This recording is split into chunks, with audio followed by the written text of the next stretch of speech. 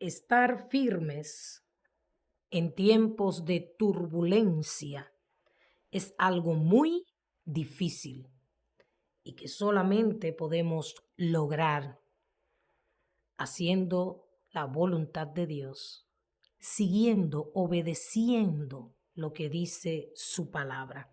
Y en Efesios capítulo 6, su versículo 10 al 18, el Señor a través de su palabra nos da la clave para obtener la victoria en medio de todas las batallas espirituales que libramos constantemente.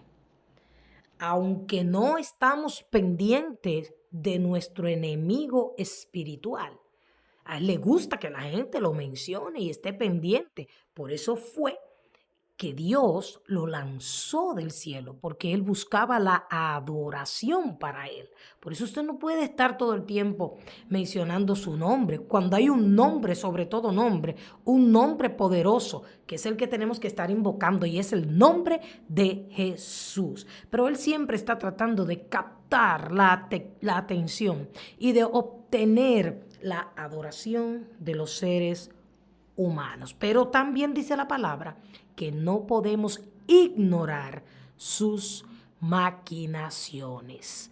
Los hijos e hijas de Dios también estamos en guerra, pero no una guerra humana, no una guerra de naciones, sino en guerra espiritual. Y si usted aún no entiende eso, si usted aún no ha despertado a esa gran verdad, usted debe en este momento prestar atención a este mensaje. Dice así el versículo 10 de Efesios capítulo 6. Por lo demás, hermanos míos, fortaleceos en el Señor y en el poder de su fuerza. Vestíos de toda la armadura de Dios para que podáis estar firmes contra las acechanzas del diablo, porque no tenemos lucha contra sangre y carne, sino contra principados, contra potestades, contra los gobernadores de las tinieblas de este siglo, contra huestes espirituales de maldad en las regiones celestes. Por tanto, tomad toda la armadura de Dios para que podáis resistir en el día malo y habiendo acabado todo, estar firmes. Estad pues firmes, ceñidos vuestros lomos con la verdad y vestidos con la coraza de justicia y calzados los pies con el apresto del evangelio de la paz. Sobre todo, tomad el escudo de la fe con que podáis apagar todos los dardos de fuego del maligno. Y tomad el yelmo de la salvación y la espada del Espíritu, que es la palabra de Dios, orando en todo tiempo, con toda oración y súplica en el Espíritu, y velando en ello con toda perseverancia, y suplica por todos los santos. Dios ha dejado aquí en su palabra cuál es la armadura, la vestidura que nosotros debemos ponernos y no quitarnos. La pregunta es, ¿por qué Dios nos entrega esta armadura? Obviamente, porque Él sabe que estamos en guerra espiritual constante, que mientras más usted decide buscar a Dios, obedecerle y servirle, usted tiene que estar consciente que usted tiene un enemigo que va a tratar de alguna manera y de todas las formas de impedir que usted haga la voluntad de Dios. Y el Señor, en estos tiempos malos y peligrosos, nos hace un llamado y nos dice, fortalezcanse. Pero oiga, ¿cómo es que nos vamos a fortalecer? Fortalezcanse en el Señor y en el poder de su fuerza. Nosotros cada día o en muchos momentos de la vida tomamos la decisión de ser mejores, de ser diferentes, de cambiar cosas que no están bien en nuestras vidas. Muchos están tratando de dejar algún vicio, de apartarse de algún pecado, de algún pensamiento, y están luchando. Hay una lucha constante en cada uno de nosotros mientras vamos camino hacia la perfección al final del tiempo. Pero algo que yo he podido aprender es que con nuestra propia fuerza no podemos cambiar. Con nuestras mejores intenciones no podremos ser libres de cualquier atadura que nosotros podamos tener. Por eso el apóstol Pablo dice en el versículo 10, hermanos míos, fortalezcanse en el Señor y en el poder de su fuerza. Y en este versículo hay un secreto poderoso, y en este versículo vemos el secreto de la victoria. Este secreto nos está diciendo que tenemos una fuente donde podemos ir para poder obtener la fortaleza espiritual y mental para poder ser libres de las ataduras del maligno. Y prosigue diciendo, primero dice, fortalezcanse en el Señor. Mientras más usted busque fuerzas en Dios, estando en Dios, entonces usted va a lograr la victoria. Y segundo dice, vístanse, pónganse la armadura. Fíjese que dice que la armadura es de Dios. Y es la única manera con la cual podemos resistir, empujar o oponernos a las acechanzas del maligno. ¿Ve usted? Él nos acecha. Pero cuando él ve un soldado que no tiene puesto alguna parte de su armadura, él ataca esa área de tu vida. Por incómoda que pueda ser una armadura o una vestimenta en el ejército, tanto natural como espiritual, los soldados siempre están alertas y tienen que portar sus vestiduras que le identifican como soldados. En el caso de nosotros somos soldados de Jesucristo. Y en el verso 12 dice, primero dice, fortalezcanse en el Señor, pónganse la armadura, porque no tenemos lucha contra carne ni contra sangre. Tu problema no es con tu prójimo. Tu problema no es con tu pareja, con tu hijo, con tu hermano, con tu tío.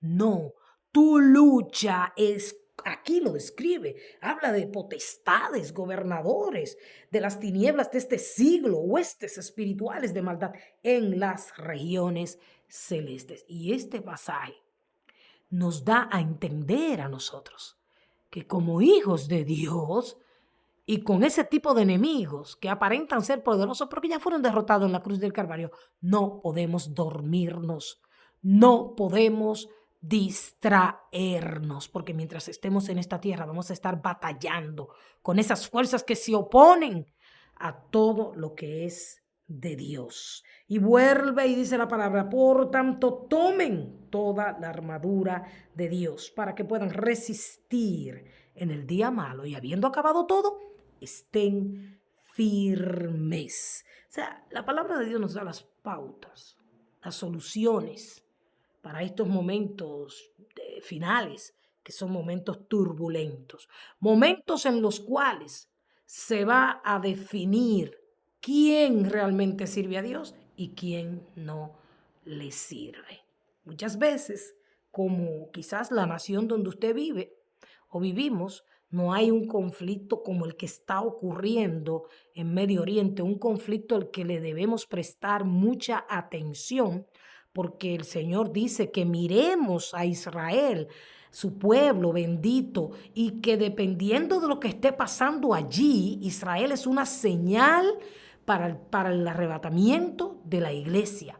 Entonces, el hecho de que usted y yo quizás estemos sentados tranquilamente y no haya misiles volando por nuestra cabeza y no se haya declarado una guerra en el país que usted vive, no quiere decir que podemos estar distraídos. Porque aquí lo dice el apóstol Pablo. Tu lucha no es con gente, tu lucha no es con naciones, tu lucha es con principados y potestades, con enemigos espirituales que permanentemente están batallando contra nuestra vida espiritual. Y por eso él dice, resístanlo En Santiago capítulo 4 también y su versículo 7 dice, someteos pues a Dios, resistid al diablo y huirá de vosotros. La Biblia nos llama a someternos.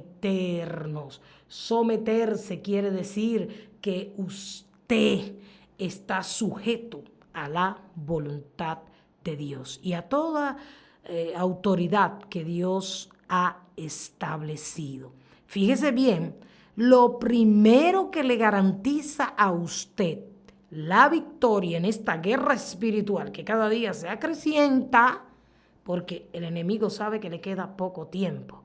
Usted quizá no lo quiere creer, usted quizá no quiere oír eso, pero él lo sabe usted, le queda poco tiempo. Primer paso, sométase a Dios.